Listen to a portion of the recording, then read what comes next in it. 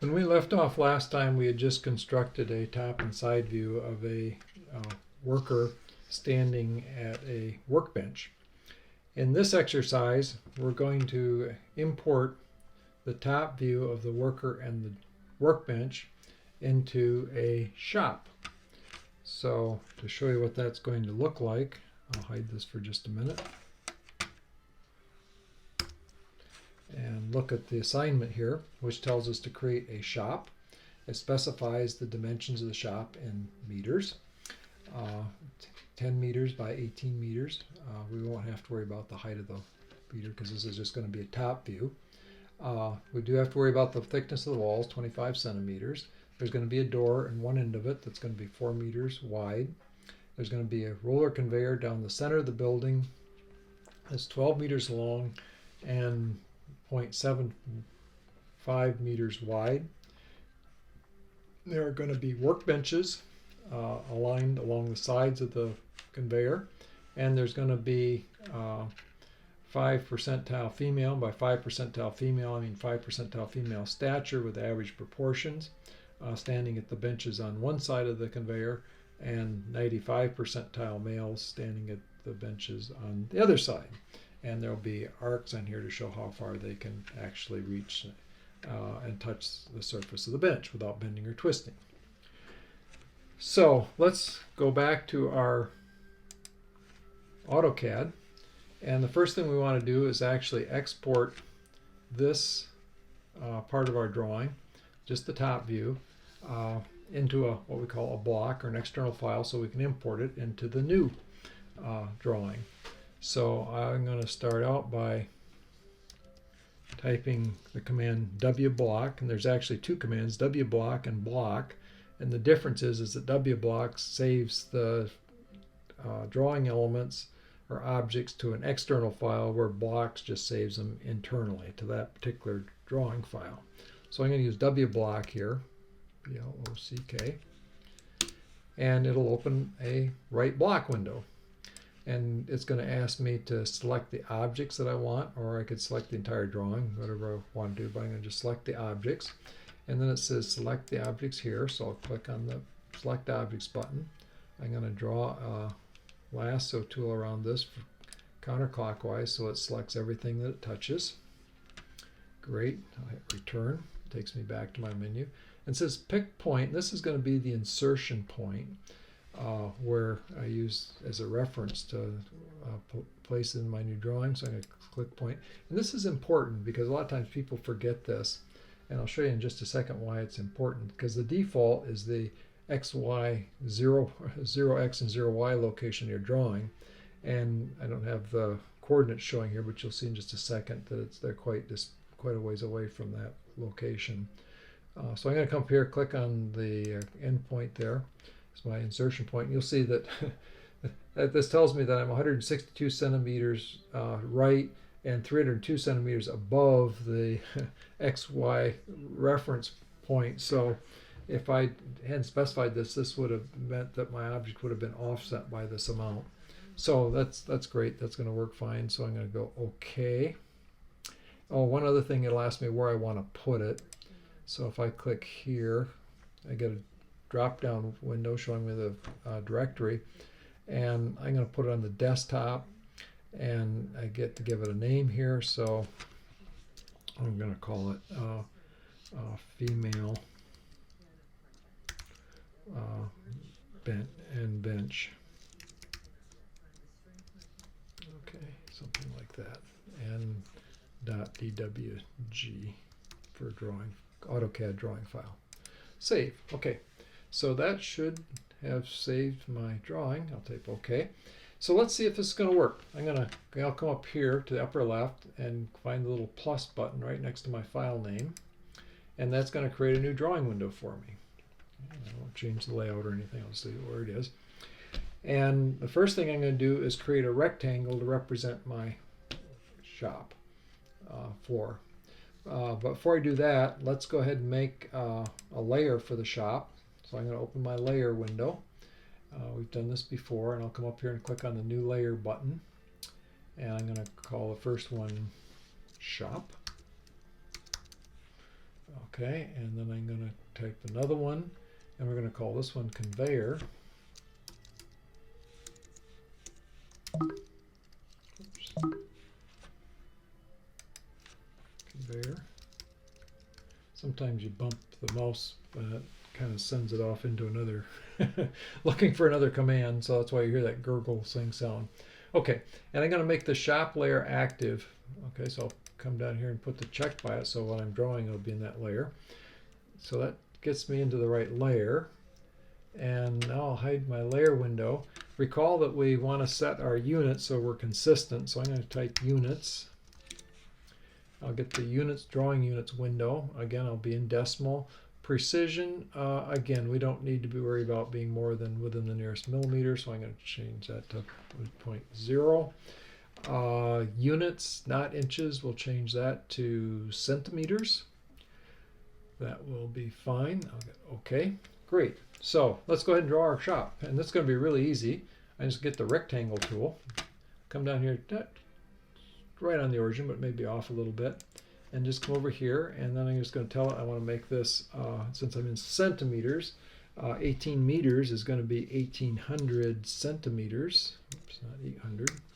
1800, comma, and my height, as we said, was going to be 10 meters, so it's going to be 1,000 centimeters.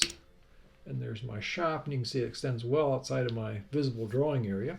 But I can fix that. I'll just go Z for zoom, A for all. Now you can see my drawing space. And I'm actually going to zoom out just a little bit more because I want to put the wall thickness on here. And to do that, I'm going to use something called the offset command. Offset. And the first thing it'll ask me is what's the offset distance? And we said the wall is going to be 25 centimeters wide, so I'll type 25. And then it says select the object, so I'll select the wall, and then I'll move my cursor in the direction I want the offset to be. And oops, I should have clicked rather than hit return. I'll do this again, offset. You notice I make mistakes as I do this. Everybody does, and that's okay. You know, the important thing is to recognize when you've made a mistake and have some idea how to fix it. So don't be alarmed if you make a mistake. The important thing is to be able to recognize it and fix it. Okay, so there's 25. Select object again. Do this again. Move this out. Great. Click. Now I've got my walls. Okay. The other thing, I want to put my door in there while we're thinking about it, and I'm going to put my door, I'm going to start by putting a line in the center. So I'll get my line tool.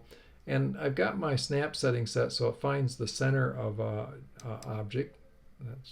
So it easily snaps on those two locations. And now I've got a line that is right in the center, but I got to move that down and move another one up so I actually can define my opening. So I'm going to use move.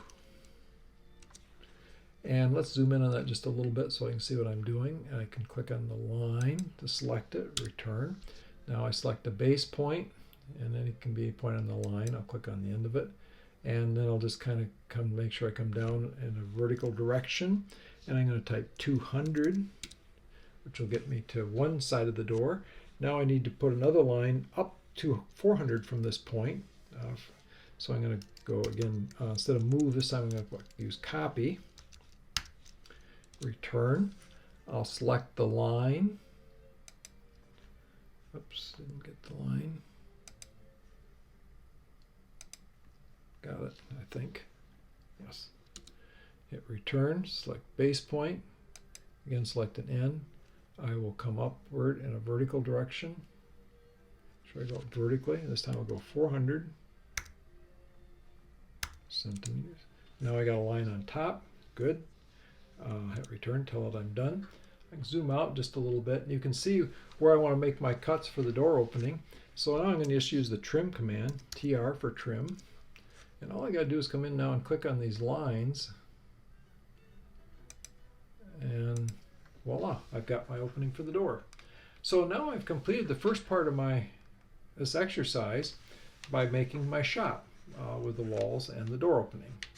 So the next thing I'm going to do is construct my conveyor. And towards that end, I'm going to start out by, let me see, it still wants to do some trimming, so let me just hit escapes before I start trimming stuff I don't want to trim. And I'll come up here and get the layers property, and now I'm going to make my conveyor layer active. Something like, see if I can, there we go, okay. Now I can hide my layer menu. Let's go ahead and make our layer. Now the conveyor is going to be in the top view, basically a rectangle that's 1,000 centimeters long and 75 centimeters wide. So I can basically start putting this anywhere. So let's just maybe just stick it in the corner here, and then we'll just move it to where we want it. Let's see, I've lost my cursor here. It escapes. Sometimes you unwittingly get yourself into another command by just kind of fiddling with the mouse and not realizing it. So that happens. Just hit escape a couple of times and get out of it. Okay, so I come here and get the rectangle. I'm going to start down here in the lower left corner, and then I'm just going to come up here and I'm going to type 1,000 for my. Let's see. Did I say no? I said 1,200. Excuse me. Let's make this 1,200 for the horizontal dimension, and then we want 75 in the vertical direction, so I'll make that 75. Oops, I think I didn't put 75. Let's hit undo. That doesn't look right. We'll do this again. Rectangle. Okay, start down here in the corner. You know, I don't like down there. It's interfering with the XY axis, kind of blocking me. I'll just come up here and put it on the top view. I can put this anywhere. It doesn't really matter. I just want to, yeah, because I'm going to move it. So okay, so let's go ahead and make that again 1,200, comma, and now we'll go 75 for width. That looks better. Okay, that looks like that's what I want. Okay, so now I got to move it down into the position where I want it. So let's use move. I'll select the conveyor, return. Now I'm going to come down here and I'm going to get the center of the end of it. And now I can move down here till I find the center of this wall on the end. And I'll just line it up right there. Good. Okay, so now it's lined up in the vertical direction, so I just got to move it horizontally to the right. And I could, again, kind of play the same game with the center of this and line up with the center of the wall over here. Or I know all I got to do is, since the room is 1,800 centimeters long and the conveyor is 1,200, all I got to do is move it right 300 centimeters, which is probably quicker. So I'm going to go move, select the conveyor, and I will click on the end of this. This is my base point, and then just type 300, and now I've got it centered in the middle of the room. So there's a conveyor, and for a lot of purposes, this would be adequate. I asked you to put show the rollers on this, and that was really to make you familiar with the array command. So let's go ahead and put some rollers on it. If you're looking at rollers from the top view, if they're 5 centimeter rollers as specified, that means they're basically going to be a rectangle that's 75 by 5 centimeters. So I'm going to zoom out on this a little bit so I can have some room to work with on my drawing. And I'm going to come up here and get the rectangle tool. I'm going to start in this lower right corner, come up here, and I will just simply type 5, 75, and I've got a rectangle. The next thing I'm going to do is I want to give this some fill so that it shows up a little better. So I'm going to use the hatch command, H-A-T-C-H, and it'll say pick a point. So I'm going to come down here and choose my roller. And I have a little trouble with my mouse. Ooh. All right, so come back up here, pattern. I want to make this a solid. Okay, so now I've got a solid, and I can give it a little bit of color maybe, just so it shows up. You know, typical rollers would be steel gray, so let's make this gray. Now, when I fill a geometric shape with a hatch, actually the fill and the boundary are two separate objects. So I would recommend, close this, now we're all done with that. Turn. Okay, I'm going to draw a arc circle around this from right to left, or clockwise. So I select the boundary of the roller and the fill of the roller without selecting the conveyor frame that I've put on there. And now I'm going to type the command block, B-L-O-C-K, and we don't, I'll just call it roller. Okay, and I'm sorry, not block, cancel. I'm going to cancel it. What I want is the command group. I don't want to need to make this a block. I'm just going to select this. Okay, and return. Okay, now it's a group. So now it'll keep the boundary and the fill together. Like I say, usually it's not that much big a deal to make a hatch, but for some reason, probably I should have zoomed in a little more so I had a bigger workspace. Okay, so next thing I'm going to do is I want to fill this with rollers. And I could go through and make 120 rollers to fill this up, but that would be kind of cumbersome. Alternative, I can come up here and use the array command. So I come up here and click on array. First thing you'll see is it'll say select the object. So I'm going to come down and select my roller. And I'll hit return to tell it I'm done. And now you see it pops up showing me an array that's essentially 4 columns with 3 rows. And you also see it opens a window here that shows the array parameters. Now I don't need 3 rows of rollers, I only need 1, so I'm going to change that to 1. And the default here is to space these 7.5 centimeters. I'm going to change that to 10, so there's a 5 centimeter gap between them. Something like that. And that tells me if I, oops, I got to tell it I want 120 rollers. 1, 2, 0. That looks good, and that tells me that should use up approximately 1190 centimeters of conveyor space. So I will hit return, and there's all the rollers on my conveyor. So now I've completed the second part of my exercise, and I've got my shop and I've got my conveyor. So now the next thing is I want to start putting my bench and worker in here. So let me come back to layers, and I'm going to actually set my layer properties, make my 0 layer active so I don't accidentally write in my conveyor or my shop layer. I'll hide that. And let's go ahead and import the drawing. So I'm going to type the command insert, S-E-R-T. Okay, and you'll see it opens a window over here.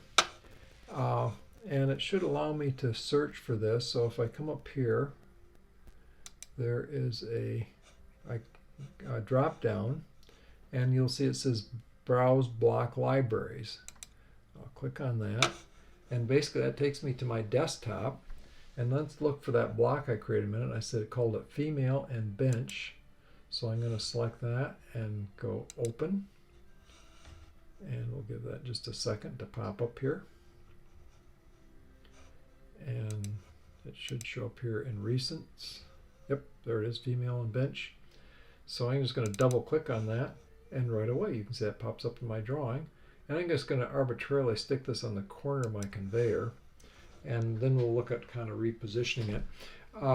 So first thing you notice, let's zoom in a little bit, it's the worker's facing the wrong way from what I asked you to do in the drawing. So the first thing we want to do is actually flip this 180 degrees, or make a mirror image of it. And towards that end, I'll use the mirror command. So I'll select on the worker, and you can see they're treated as a group because I put them into this block, or W block. So I've got my object selected. Now it says specify the line that I want to do my mirror image around, so I'll use the back edge of the bench. Right away you can see I get my mirror image popping up there. And then it asks me if I want to save my source, and I'll say nope. Oops, I guess I clicked yes by mistake. No problem, I'll just select the other one, select the source and delete it, or hit erase to delete it. There we go. So there I got my worker and the bench in here. Now I want to show you one of the things kind of cool on this. You'll see that it actually preserved the colors, and you'll also see that it preserved the layers. If I go to my layers property window now, you'll see that it automatically brought with it, or in that process, it created an F5 layer and a bench layer. So I didn't have to make new layers for this. Okay, so now I want to actually space these out a little bit. So this worker has to go to the end, and this worker and the bench, and they have to have be displaced off to the right 1 centimeter. So let's go ahead and move this to the end. I'm going to select the objects again, select my worker and bench, return. I'm going to select the lower left corner. Got it. And I'm just going to move it down here to the upper left corner of the conveyor. Zoom out a little bit to make sure I'm on where I want to be. Okay, and that looks pretty good. Good. The other thing I do is put a 5 centimeter gap in there. So I'm going to again go move, select the worker and the bench, return, select the base, and I can click anywhere. But the important thing is I just make sure I move upward 5 centimeters. And now I'll zoom back out a little bit, and you can see I've got my worker there. And now I need to position 3 more workers along here, and space them at 300 centimeters. So there's 200 centimeters between them for the workers to maneuver. Now I could copy and move these in that process the way I did before, or as you can probably guess, I can use the array tool, which is probably going to be a little bit faster. So let's just select this. I'll come up and I'll type array again, and you can see again the default is a 4 by 3 array. So I'll tell it I only want 1 row. Oops. Do it this way. 1. And let's see, I want 4. That's fine. But instead of 165 centimeter spacing, I want to make that 300. Okay. And if I do that, I get them spaced out immediately. I'll hit return to tell it I'm done.